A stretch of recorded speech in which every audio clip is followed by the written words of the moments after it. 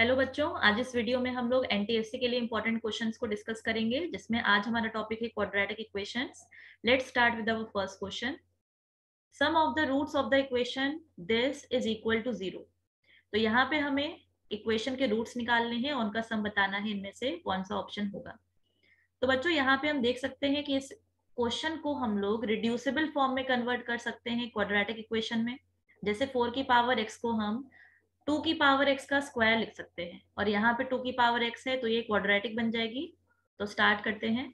तो 4 की power x को हमने लिख लिया 2 की पावर x का होल स्क्वायर माइनस 3 टाइम्स इसको हमने लिख लिया 2 की पावर x इंटू 2 की पावर 3।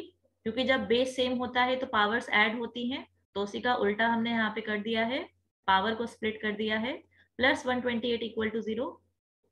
तो यहाँ पे अगर हम 2 की पावर x को एक नया वेरिएबल एज्यूम कर लें t, तो ये इक्वेशन बन जाएगी t का स्क्वायर माइनस 8 3 ज़ा 24 t प्लस 128 इक्वल टू 0। अब आप इसको फैक्टराइज कर लीजिए। तो ऐसे दो फैक्टर जिनका प्रोडक्ट 128 हो और सम माइनस 24 आए, तो ये हो जाएगा आपका माइनस 16 एंड माइनस 8। इनका product is 128 and some is minus 24। तो एक फैक्टर आ गया t माइनस 16 और दूसरा फैक्टर आ गया t माइनस 8 इक्वल टू 0। तो इन फैक्टर्स को 0 के बराबर रख के t की वैल्यू आ गई 16 एंड t की वैल्यू आ गई 8। t आपने माना था 2 की पावर x, तो 2 की पावर x 16 को लिख सकते हैं 2 की पावर 4। तो बेस सेम है तो पावर को हम लोग कंपेयर कर सकते हैं, तो यहाँ से x की वैल्यू 4 आ गई। सिमिलरली 2 की पावर x इक्वल टू 8 को लिख सकते हैं 2 की पावर 3।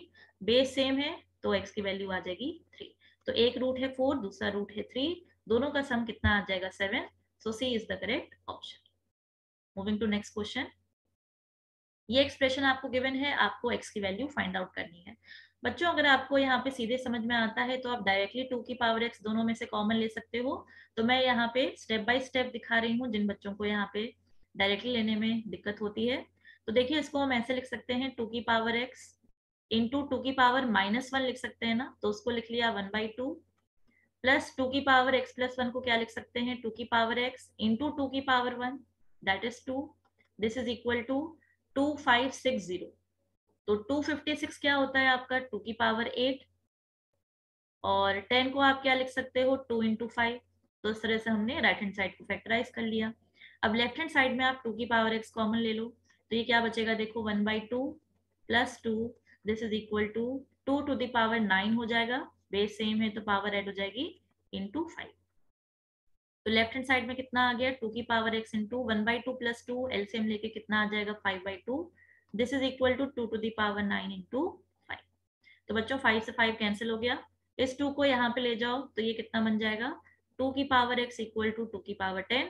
अब बेस सेम है तो आप पावर्स को इक्वेट कर सकते हो, तो x की वैल्यू कितनी आ गई 10। So correct option is A option. Moving to next question. If the roots of this equation are equal then आपको वैल्यू फाइंड करनी है a plus C upon B की। तो बच्चों क्वाड्रेटिक इक्वेशन के अगर रूट्स इक्वल होते हैं तो कंडीशन क्या होती है discriminant is equal to 0, that is B square minus 4ac equal to 0। जहां b क्या होता है x का कोफिशिएंट, a क्या होता है x स्क्वायर का कोफिशिएंट, और c क्या होता है आपका कांस्टेंट टर्म जिसके साथ कोई वेरिएबल नहीं होता। तो यहाँ पे बी स्क्वायर की वैल्यू कितनी आ जाएगी सी माइनस ए का whole square minus 4 times A क्या हो जाएगा एक्स स्क्वायर का कोफिशिएंट बी माइनस सी क्या हो जाएगा constant term A minus B equal to 0। अब इसको फटाफट सॉल्व कर लो। तो A square plus B square minus 2ab का फॉर्मूला लगा दिया माइनस 4। इसको ओपन कर लो फटाफट। तो A B minus B square minus A C plus B C is equal to 0। फटाफट इसको अरेंज कर लो। A square plus C square minus 2ac bracket को ओपन करो minus 4ab plus 4b square plus 4ac and minus 4bc equal to 0।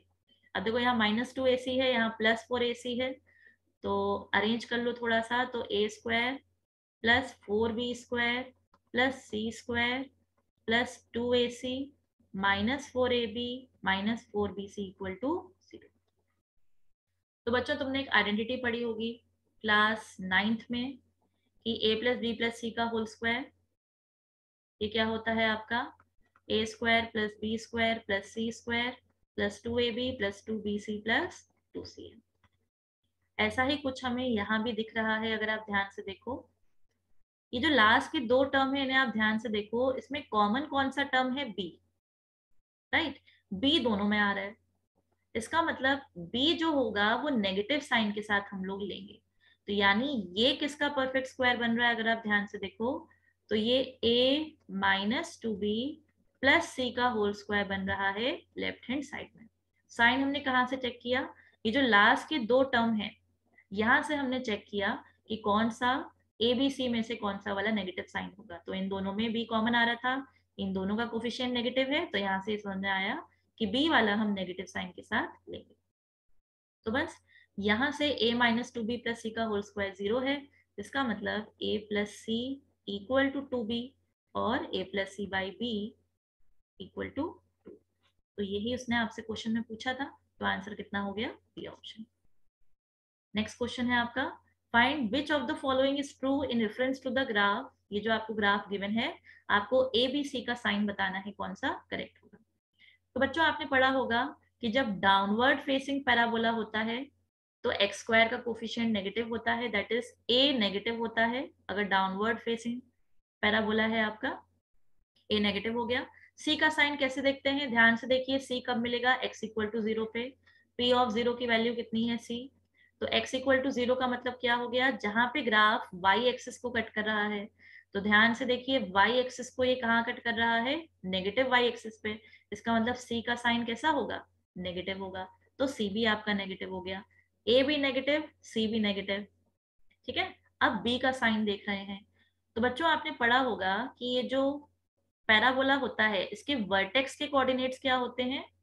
Minus B by two A comma minus D by 4a। तो हमारा काम खाली x coordinate से ही चल जाएगा। यहाँ पे देखो इसका एक्स कोऑर्डिनेट का साइन क्या होगा बताओ, पॉजिटिव कि नेगेटिव? थर्ड क्वाड्रेंट है, थर्ड क्वाड्रेंट में एक्स क्या होता है? नेगेटिव होता है।